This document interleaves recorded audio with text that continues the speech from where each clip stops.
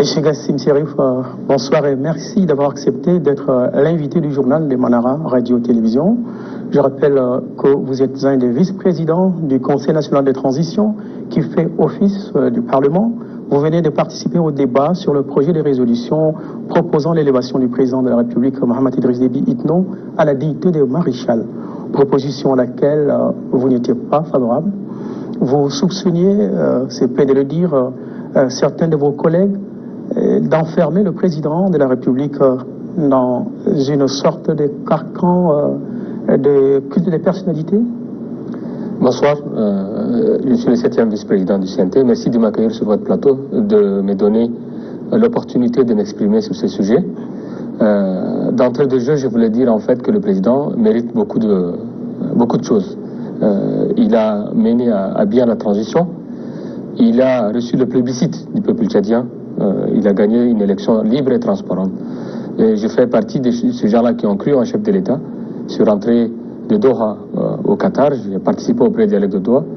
Et donc, d'emblée, je préfère mettre les choses d'abord sur place.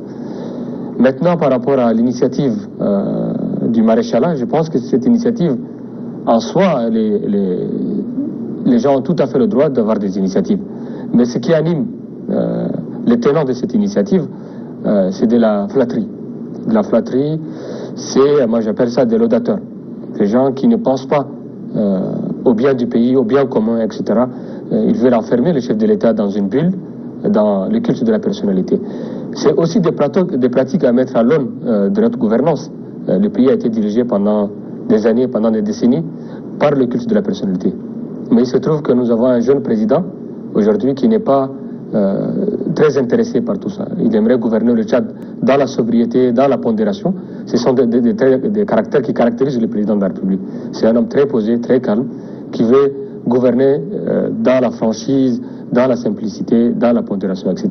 Donc moi, il y a des divergences de fond, parce que je trouve que l'initiative, elle n'est pas appropriée, parce que le moment n'est pas approprié, parce que le chef de l'État n'a pas besoin de cela pour gouverner actuellement. Et je pense que tous ces éléments réunis, c'est ce qui m'a fait, je suis ultra minoritaire au niveau du CNT, mais c'est ce qui m'a poussé à prendre cette position-là. Justement, vous parlez de moment, le moment n'est pas arrivé, vous parlez du bon moment. Le bon moment pour vous, c'est l'âge du président de la République, c'est le contexte. Qu'est-ce que vous mettez dans le bon moment? Les deux. Le contexte d'abord, parce qu'on vient de sortir d'une élection. La transition n'est pas encore tout à fait terminée, parce que la fin de la transition, elle va être couronnée par l'organisation des élections locales, législatives, provinciales et communales. Et donc le processus n'est pas encore achevé. Donc moi je souhaiterais que le processus s'achève d'abord. Il y a la question de l'âge, bien évidemment. C'est un titre, c'est un titre honorifique, mais je pense qu'il faut laisser le choix au président de la République sur les 5 années à venir d'achever son mandat sur les 5 ans. Et aujourd'hui, sa cote de popularité, elle est très montée, très en haut. Et je ne pense pas que cette proposition-là, elle est la bienvenue dans le contexte actuel. Et à la fois, pour des raisons que je viens d'évoquer, de temporalité, des raisons de fond, parce que les gens qui tiennent ces raisonnements-là, qui prennent l'initiative, ne le font pas, ça c'est mon avis personnel, ne le font pas pour de meilleurs sentiments, pour de bonnes raisons. Ça c'est mon avis personnel. Vous êtes exprimé, c'est vos propres termes, avec humilité, avec gravité, mais malgré tout, avec force d'argument, vous n'avez pas été suivi. Le vote vous a été complètement défavorable. Êtes-vous déçu par le résultat? C'est un désaveu de la part de vos collègues ou comment vous prenez ça? Je suis déçu, oui. Par exemple, j'aimerais être suivi dans cette initiative, dans ma position, mais je pense que mes collègues n'ont pas suffisamment eu le temps d'examiner la question. Ça a été fait un peu rapidement. La décision nous est arrivée, en tout cas l'initiative est arrivée ce week-end, le samedi. Ça nous a été soumis, donc les gens n'ont pas eu le temps nécessaire pour se préparer et comprendre les tenants et les aboutissants de cette initiative-là. En politique, il y a des choses qu'on montre, il y a des choses qui sont derrière, qui sont parfois inavouées, etc. Donc je pense que mes collègues n'ont pas suffisamment eu le temps. Et puis parfois, dans nos pratiques aussi, il y a un vote presque automatique. On ne prend pas le temps de comprendre les enjeux pour voter. Il y a un effet de mimétisme par rapport au vote. C'est un peu partout, dans tous les parlements, par le truchement de la majorité, de l'opposition, etc. C'est un peu comme ça que ça fonctionne les parlements. Malgré tout, si il advenait que vous vous trouvez en face du président de la République, après ce vote, que lui diriez-vous? Je lui dirais que ce n'était pas le bon choix. Je souhaite qu'il décline. Je pèse mes mots, je souhaite vraiment qu'il décline cette proposition. Je pense que c'est un homme qui n'a pas besoin de ça pour se remplir. C'est un homme déjà très posé, très calme, très pondéré, qui a prouvé aux Tchadiens, durant les 3 ans de la transition, sa force dans tous les sens, c'est-à-dire dans sa capacité de réunir les Tchadiens, dans sa capacité de pardonner, dans sa capacité de tendre la main, moi j'en fais partie, et dans sa force en termes d'écoute. C'est un homme qui écoute beaucoup, qui parle peu. Je pense que c'est une qualité requise pour un dirigeant, surtout dans des pays où parfois c'est très tumultueux, comme le Tchad. Il a toutes les qualités, il a la tête froide pour gérer bien les choses. Et il ne faut pas qu'il s'enferme, je reviens encore sur le culte de la personnalité, dans une bulle. Ça, c'est des pratiques qui ont perduré sur les 30 dernières années, et les tenants de cette proposition veulent continuer dans ce sens-là, dans le folklore, dans l'enfermement, dans le culte de la personnalité. Vous avez fait allusion au célèbre juge sénégalais Kéba Mbaye. Malgré cela, vos collègues sont restés sourds à vos arguments. Vous n'avez pas réussi à séduire vos collègues par les arguments que vous avez avancés. Et est-ce que votre démarche même n'est pas curieuse? Parce que vous sembliez prendre comme allié dans vos arguments, si l'on vous comprend bien, le président de la République de votre côté contre vos collègues les conseillers. Est-ce que ce n'est pas une démarche curieuse? Non, je ne suis pas... Si j'invite le président à rejoindre ma position, encore il faut le dire, il n'a pas encore donné sa réponse. C'est une proposition, elle vaut ce qu'elle vaut. Le chef de l'État ne s'est pas encore exprimé officiellement pour la décliner ou l'accepter. Ça, c'est la première des choses. La deuxième des choses, moi, je n'ai pas vocation à convaincre tout le monde. J'ai parlé avec mes tripes, j'ai parlé avec mon cœur, en dehors des considérations politiques et de ma position de 7e vice-président. Parce qu'en politique aussi, parfois, il y a les intérêts personnels qui prennent le pas. Parfois, il y a d'autres contingences qu'on ne peut pas dire en public. Mais je pense que j'ai mesuré mes propos et je l'ai dit vraiment à cœur ouvert, ce que je pense. Je n'ai pas dit les choses pour m'attirer la bienveillance de quelqu'un ou la malveillance de quelqu'un.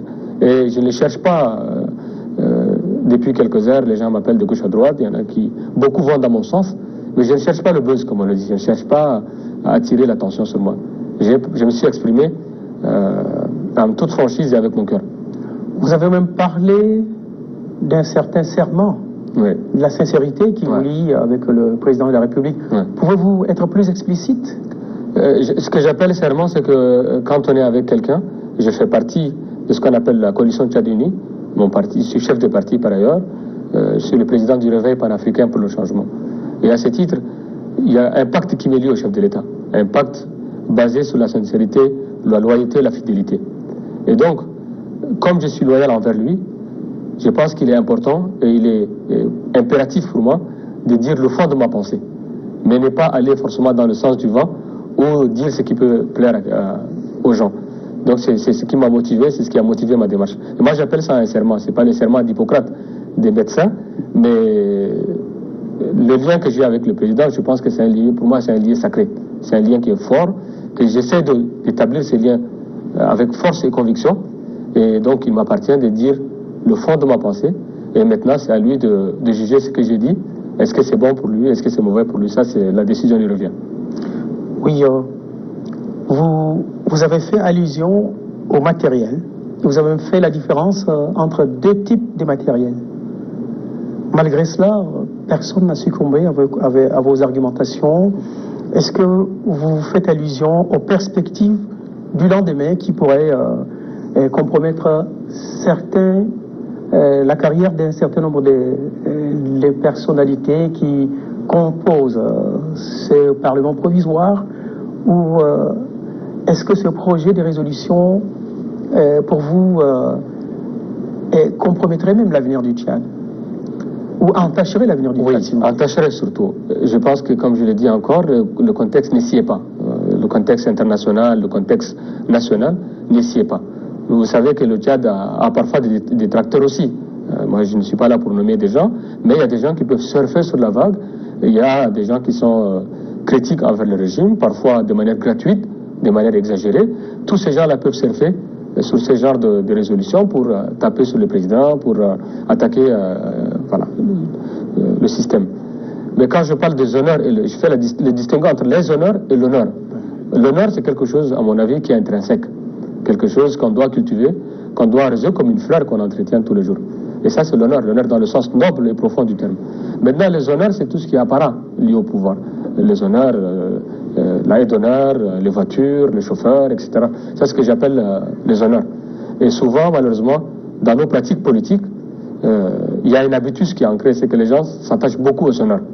Et moi, il me semble que parmi les initiateurs de ces projets-là, il y en a qui s'attachent trop aux honneurs et qui ont des projets à court terme de soit revenir à l'Assemblée nationale. S'ils reviennent à l'Assemblée nationale, ils ont des velléités, ils ont des projets, ils souhaiteraient revenir à des postes élevés ou maintenir leur poste. Et moi, mon calcul n'est pas politicien. Moi, je fais la politique dans le sens noble du terme. J'ai eu la chance, à mon âge, d'être vice-président du CNT. Ce qui est rare d'ailleurs. Et ça, c'est à mettre à l'actif du chef de l'État. Et je suis vraiment reconnaissant envers le chef de l'État.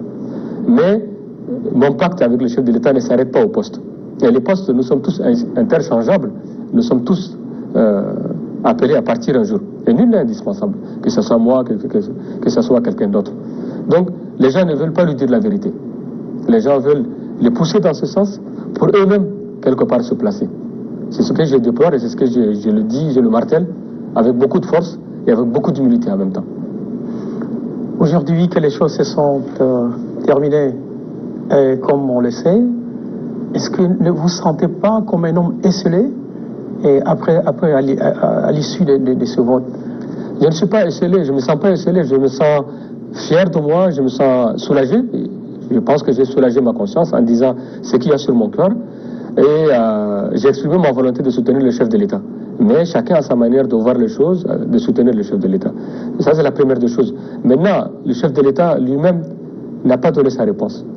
Donc moi, j'ai encore bon espoir que le chef de l'État décline et que voilà, que ces personnalités-là soient rappelées un peu à l'ordre quelque part. Et je reçois beaucoup des appels, beaucoup de messages qui émanent de toutes les catégories d'âge des Tchadiens, de toute la classe politique, de toutes les couches de la société tchadienne, et qui me disent, vous avez bien raison, vous avez raison de dire ce que vous avez dit, et nous vous soutenons dans cette démarche-là. Et il y a aussi le précédent du feu Marshal, paix à son âme, qui a marqué les esprits, qui a quelque part semé un trauma dans l'inconscient collectif tchadien. Et ça, c'est quelque chose, qu'on soit d'accord avec ou pas, la politique, c'est pas tout le temps de la rationalité. Il y a aussi parfois de la subjectivité, des affects, des sentiments, etc. Et donc, une bonne partie des Tchadiens pensent que ce n'est pas approprié et que ce n'est pas la bonne voie à entreprendre par rapport à ce qui s'est passé, le décès du maréchal, etc. Bien sûr. Maintenant, quand vous dites qu'il y a encore l'espoir, vous ne perdez pas l'espoir, est-ce qu'on peut imaginer que vous puissiez entreprendre des démarches en constituant une sorte de lobbying pour pouvoir convaincre le président de la République à refuser cette résolution qui vient d'être votée en faveur de son élévation à la dignité du maréchal? Il ne m'appartient pas à faire un lobby, de constituer un lobby. Comme je le disais tout à l'heure, j'ai parlé avec mon cœur, avec mes tripes. Je pense que tous ceux-là qui me suivent dans mes analyses et qui pensent que c'est la bonne voie, chacun de son côté, de là où il est, de la position qu'il occupe, je souhaiterais que chacun agisse dans le sens patriotique du terme. Mais vraiment, moi je le dis avec beaucoup de patriotisme, que chacun agisse de son côté pour que les choses arrivent aux oreilles du chef de l'État et qu'on lui donne tous les éléments, les outils nécessaires, les tenants et les aboutissants, les éléments nécessaires pour le convaincre. Parce que c'est ça aussi la liberté, la démocratie. Moi j'ai un point de vue qui diverge de la majorité à l'Assemblée nationale aujourd'hui. Il y a d'autres gens qui ne sont pas forcément à l'Assemblée nationale qui épousent mes idées aussi et qui sont d'accord avec ma démarche. Donc j'appelle tous les Tchadiens qui suivent ma démarche et qui acceptent ma démarche. Il y en a certainement autour du chef de l'État, que ce soit dans l'appareil politique ou militaire, Je souhaite qu'il convainc le chef de l'État, qu'il lui donne les arguments nécessaires, et le chef de l'État fera la part des choses et il prendra sa décision en toute souveraineté et en âme et conscience. Monsieur Gassim Cherif, merci d'être venu, merci d'avoir accepté d'être l'invité de la télévision, Radio-Télévision au Manara. Et chers téléspectateurs, je rappelle que nous avons reçu sur ce plateau M. Gassim Cherif, conseiller national de la transition et 7e vice-président du CNT. Il a accepté de répondre à notre invitation et de répondre à nos questions sur le projet de résolution qui a été voté pour élever le président de la République au titre honorifique de Maréchal. Et merci d'avoir été des nôtres. Je vous convie à suivre le reste du journal, notamment la page étrangère du journal Manara TV. Merci beaucoup. Je vous en prie.